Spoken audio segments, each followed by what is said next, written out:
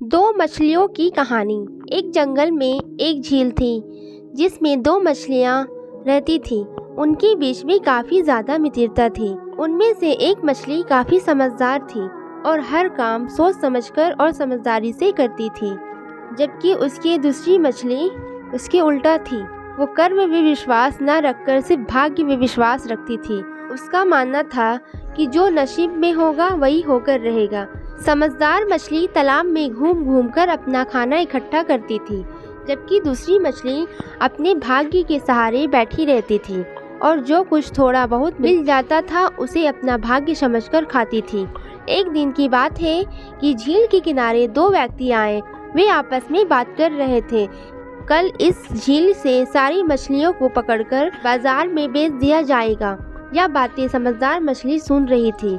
उसने जल्दी से आकर दूसरी मछली से सारी बातें बताई। समझदार मछली ने उन झील को छोड़कर जाने का निर्णय किया, जबकि दूसरी मछली ने कहा, तुमको जहाँ जाना है वहाँ जाओ, मैं कहीं नहीं जाऊँगी। जो मेरे भाग्य में होगा वही होकर रहेगा।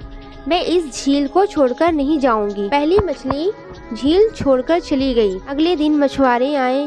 उन्होंने जाल फेंककर सारी मछलियों के साथ उस दूसरी मछली को भी पकड़ लिया।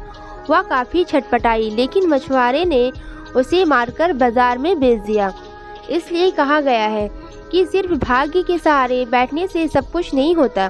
कुछ अच्छा करने के लिए पहले कर्म करना पड़ता है, उसके पश्चात जीवन में कुछ अच्छा होता है।